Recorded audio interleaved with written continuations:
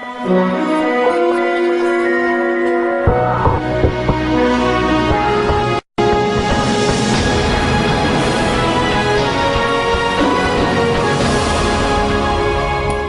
Back ناظرین، آپ ہمارے دونوں پینلسٹ جو ہیں ان کی گفتگو سن رہے ہیں اور استفادہ کر رہے ہیں۔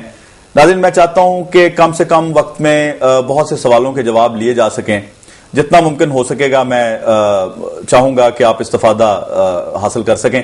تو پراچا صاحب، بات ہو رہی تھی کہ جی پارلیمنٹ اپنا کردار کس حد تک ادا کر رہی ہے، اگر نہیں کر رہی تو سارا بوجھ ہم عدالتوں کی طرف لے کے جا رہے ہیں، اور لوگوں کی ایکسپیکٹیشنز جو ہیں وہ عدالتوں سے بہت زیادہ بڑھتی جا رہی ہیں۔ اب دیکھیں کہ ایک وقت تھا کہ جی گورنمنٹ جب فیل ہو جایا کرتی تھی لوگ فوج کی طرف دیکھتے تھے، تو اب صورتحال جو ہے وہ اس طرف جا رہی ہے کہ جی لوگ بجائے ایک خوشائند بات بھی ہے کہ بجائے فوج کی طرف دیکھنے کے عدالت کی طرف دیکھ رہے ہیں اور وہاں سے اچھے فیصلے آنے کی توقع رکھتے ہیں، اور قوم بہتری کی طرف جانا چاہتی ہے، قوم میں پوٹینشل بھی ہے۔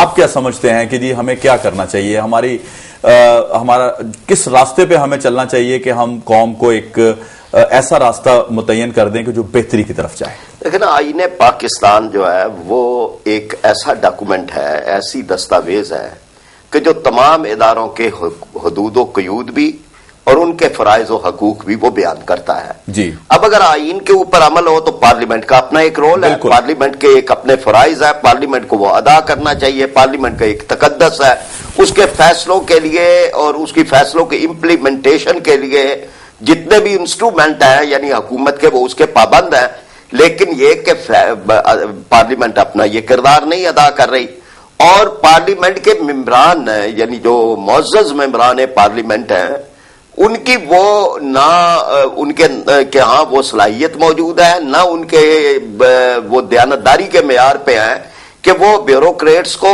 اور جو اس سارے نظام کو خراب کرنے والے لوگ ہیں ان کے اوپر بھی وہ کنٹرول۔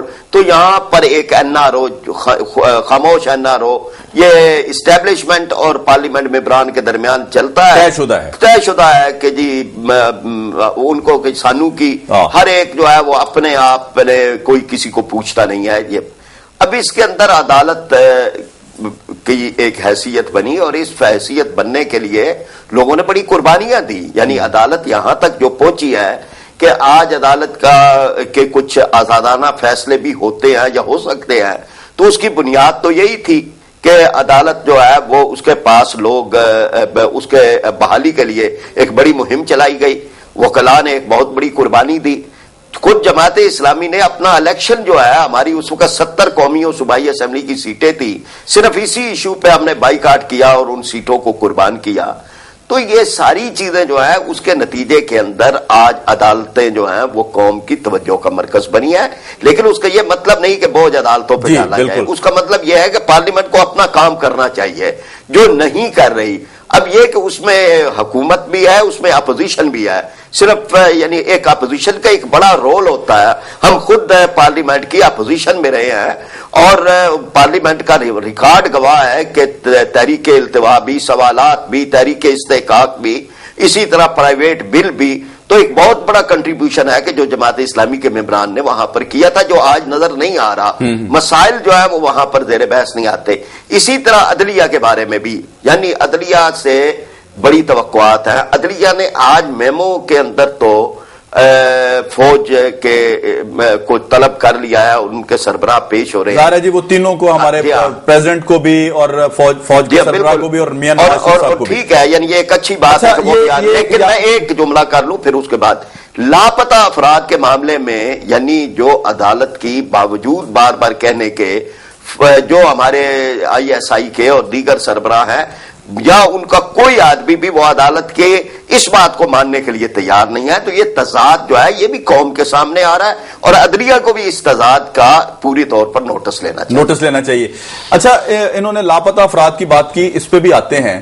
آپ یہ بتائیں کہ یہ جو سپریم کورٹ میں میمو گیٹ کا لے جانا، میاں نواز شریف کا وہاں پہ اپیل کرنا، آپ پٹیشن لے کے جانا، یہ توقعات عدالت سے کی جا رہی ہیں کہ جی کوئی ایسا فیصلہ آئے گا جو سب کو بے نقاب کر دے گا؟ آپ کیا توقع رکھتے ہیں اس سے؟ میں سمجھتا ہوں کہ کسی بھی معاملے میں جذباتی پن سے کام نہیں لینا چاہیے.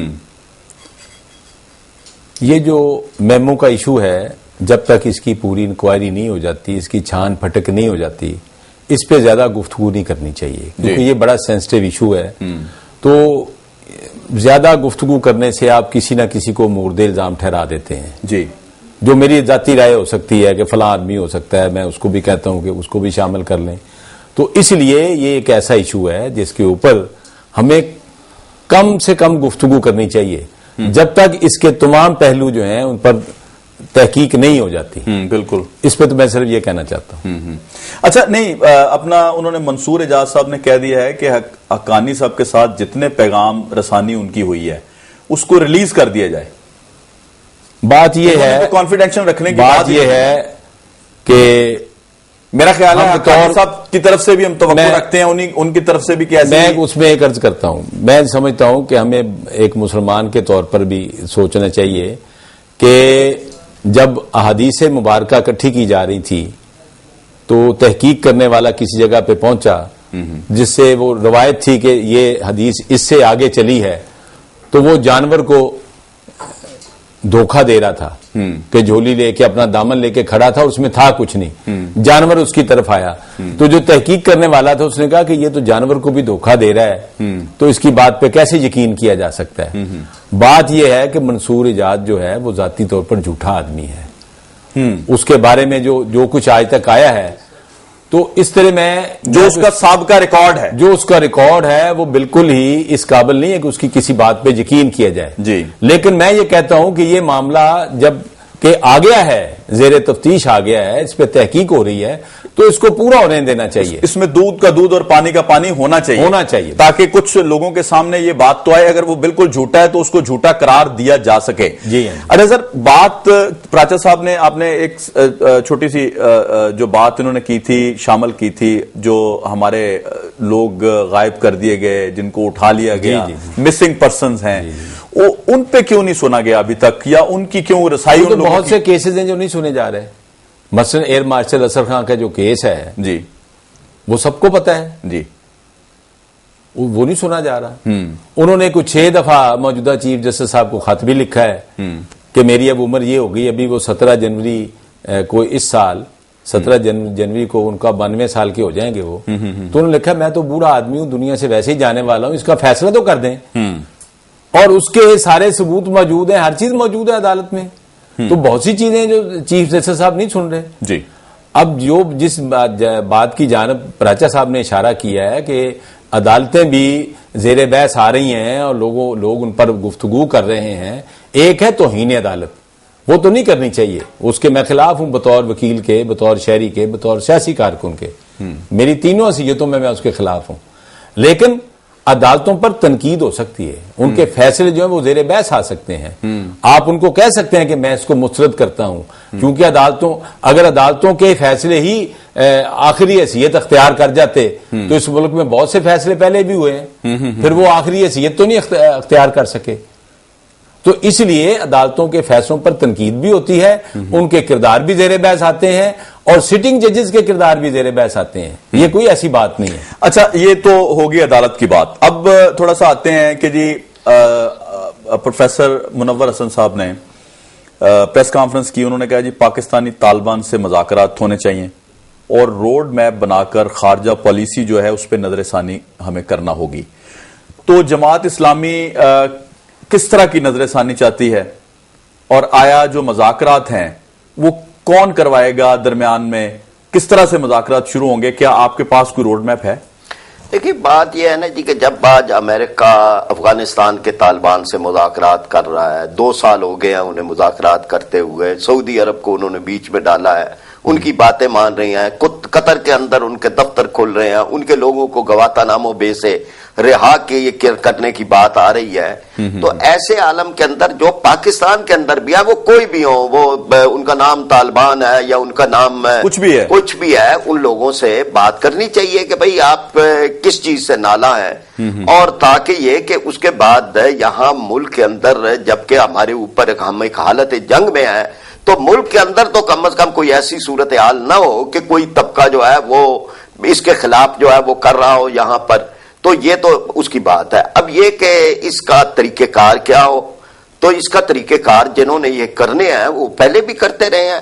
یعنی مذاکرات اگر اسٹیبلشمنٹ, ملٹری اسٹیبلشمنٹ, ISI یا ہمارے ادارے ان کو کرنے ہو تو وہ ان کے لیے ان کے پاس ساری معلومات بھی ہیں, افراد بھی ہیں, رابطے بھی ہیں, وہ ان سے کر سکتے ہیں, انہیں کرنے چاہیے. جی بالکل. اور اس معاملے کے اندر جو کچھ بھی یعنی نقصان ہوا ہے ماضی کے اندر, امریکہ کی جنگ کو اپنی جنگ سمجھ کے کہہ کے ہم نے اپنا نقصان کیا. یعنی 36,000 افراد شہید ہو گئے ہمارا جو ہے وہ ملک کا $70 ارب کا ہمارا نقصان ہو گیا.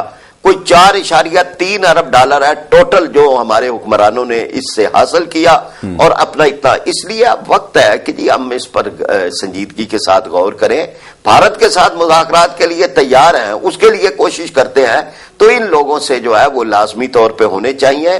اور ہم یہ سمجھتے ہیں کوئی آدمی کچھ بھی سمجھ ہو, وہ بہرحال ایک درجے کے اندر وہ محب وطن ہوتا ہے, اس کو اگر کوئی غلط فہمی ہوتی ہے تو وہ دور کرنی چاہیے. جی بالکل. اب یہ کہ اس کا جو اہم نقطہ جو آپ نے پوچھا کہ پھر اس کی بنیاد کیا, اس کی بنیاد جو ہے وہ امریکن جنگ سے اپنے آپ کو نکالنا ہے. یہ یعنی پالیسی کا یو ٹرن ہے. اس کے بن سکتے ہیں کہ مراحل کیا ہوں, لیکن یہ کہ بہرحال یہ الٹیمیٹ یہی ضروری ہے. پارلیمنٹ کی متفقہ قرارداد یا APC کی جو ہے اعلامیہ, اس کو ہی بنیاد بنا کے آگے چلا جائے تو معاملات جو ہیں وہ. اچھا, مذاکرات کی اہمیت, جبکہ یہ سب کو پتا ہے کہ کوئی بھی جنگ جو ہے وہ کسی فیصلے پہ انسان کو نہیں لے کے جا سکتی. مذاکرات کی ٹیبل پہ ہی آ کے فیصلے ہوا کرتے ہیں, مذاکرات کی ٹیبل پہ ہی معاملات حل ہوتے ہیں. تو کیا یہ ان کو تو پتا ہے, ہمارے جو منور حسن صاحب ہیں, کیا یہ حکمرانوں کو یہ 4 سال پہلے ہوش نہیں کر لینی چاہیے تھی مذاکرات کی, تاکہ جو جتنا جانی نقصان ہوا ہے ہمارے ہاں اس سے ہم بچ جاتے؟ بات یہ ہے کہ یہ سب کو پتہ ہے. جی, یہ جو فارمولہ آپ فرما رہے ہیں, جی جی, یہ سب کو پتہ ہے. اگر دنیا میں فرسٹ ورلڈ وار ہوئی, سیکنڈ ورلڈ وار ہوئی, جتنی بھی جنگیں ہوئی ہیں, بالآخر وہ کسی ٹیبل پہ بیٹھ کے اس کا حل نکالا گیا ہے. تو حل تو بہرحال اس کا نکالنا ہے, یہ سب کو پتہ ہے. لیکن سوال یہ ہوتا ہے کہ کس کا کیا مفاد ہے, اور وہ اپنے مفاد کو چھوڑنا چاہتا ہے یہ نہیں چاہتا. کس قیمت پر کس کو حکومت ملی ہے. جی بالکل. پرویز مشرف کے زمانے میں جب اس کی حکومت تھی تو پیپلز پارٹی کی لیڈرشپ یہ کہتی تھی کہ جناب ہمیں موقع دینا, ہم زیادہ بہتر طریقے سے یہ جنگ لڑ سکتے ہیں. تو اس لیے وہ تو یہ وعدہ کر کے آئے ہوئے تھے. انہوں نے کس سے مذاکرات کرنے تھے؟ وہ تو مذاکرات جن سے کر رہے تھے, اور ان کے ذریعے وہ حکومت میں آ گئے. پاکستان میں یا تو یہ ہونا کہ یہاں کوئی انڈیپینڈنٹ نظام انتخاب ہو جس کے نتیجے میں حکومتیں بنتی ہوں. یہاں تو سلیکشن ہوتی ہے, یہاں تو ایک طرح سے سلیکشن ہے. پہلے طے ہو جاتا ہے کہ اس دفعہ میاں صاحب پرائم منسٹر ہوں گے, اس دفعہ بے نظیر صاحبہ ہوں گی, اب یہ عبوری حکومت بنے گی, اب اس کے بعد یہ فلاں صاحب آ جائیں گے. تو پاکستان میں چونکہ اسی طرح کا نظام ہے, اب بھی جو معاملات ہیں وہ اسی طرف جا رہے ہیں. ابھی بھی یہ دیکھا جا رہا ہے کہ آنے والے زمانے میں کون صاحب یا کون صاحبہ وہ کمٹمنٹ دے تو اس کو لے کے آئیں, اس کو لے کے. اچھا, چونکہ وقت کی کمی ہے, میں چاہتا ہوں دونوں قوم کے لیے کوئی اپنا کوئی 20-20 سیکنڈ کا ایک میسج دے دیں. پہلے میں پراچا صاحب سے. دیکھیے جی, اب قوم کو تو بالکل صحیح فیصلہ جو ہے وہ کرنا ہوگا, قوم کو کرنا ہوگا. یعنی یہ, اور اس کے لیے ایک بات تو یہ ہے کہ نظام ہم کون سا لائیں اور افراد کون سے لائیں. نظام جو ہے ہمارے نقطہ نظر سے, اور قوم بھی اس پہ کنونس ہے کہ اسلامی نظام جو ہے وہ قوم کو کے مسائل کا حل ہے. اور دوسری بات یہ کہ جو دیانتدار اللہ سے ڈرنے والے لوگ, وہ قیادت ہوگی تو معاملات حل ہوں گے, وہ کوئی بھی ہوں. مطلب لیکن یہ کہ اس کے علاوہ اور کوئی راستہ ہمارے پاس باقی نہیں بچا, غلطی کی گنجائش نہیں ہے. جی آپ کیا کہتے ہیں؟ میں سمجھتا ہوں جب تک ہمارے مقتدر طبقات, اس میں جج ہیں, اس میں جرنیل ہیں, اس میں جاگیردار ہیں, اس میں حکمران طبقات جتنے بھی ہیں, جب تک یہ فیصلہ نہیں کر لیتے کہ یہ عوام کی منتخب کردہ, حقیقی معنوں میں منتخب کردہ پارلیمنٹ کے سامنے سرنگو نہیں کریں گے, یہاں ایک جمہوری معاشرہ قائم نہیں کیا جائے گا, اور پاکستان کو ایک فلاحی مملکت نہیں بنایا جائے گا. یہاں کے عوام اسی طرح پستے رہیں گے, اور یہ مسائل ہمارے اسی طرح قائم رہیں گے. جناب محترم فرید پراچا صاحب, میں آپ کا بے حد ممنون ہوں کہ آپ پروگرام میں تشریف لائے. جناب منظور گیلانی صاحب, آپ پروگرام میں تشریف لائے, میں آپ دونوں کا بے حد ممنون ہوں. नाजरीन, जैसा कि आपने हमारे दोनों मेहमानान ग्रामी की गुफ्तगू सुनी, इनका कहना यही है कि हर इदारे को अपनी हद में रह के काम करना होगा और पाकिस्तान की बेहतरी के लिए काम करना होगा, ना कि बैरूनी इशारों पे हुकूमत हासिल करके उनके लिए काम करना होगा। नाजरीन, अल्लाह ताला हम सब को अपने पाकिस्तान के साथ वफादारी निभाने की तौफीक अता फरमाए और अपनी कौम के लिए बेहतर फैसले करने की तौफीक अता फरमाए। नाज़रीन, जैसा कि आपको मालूम है कि मैं शेर के साथ हमेशा प्रोग्राम का इख्तिताम करता हूं। आज मुझे जो शेर इस वक्त जहन में आ रहा है वो आपकी नजर करता हूं कि अब्र रहमत से फजाओं की आवारा मट्टी, अब्र रहमत से फजाओं की आवारा मट्टी बैठ जाती है, नशे मन भी निखर जाता है। अपने मेजबान जवाद शमसी को इजाजत दीजिए। अल्लाह हाफिज।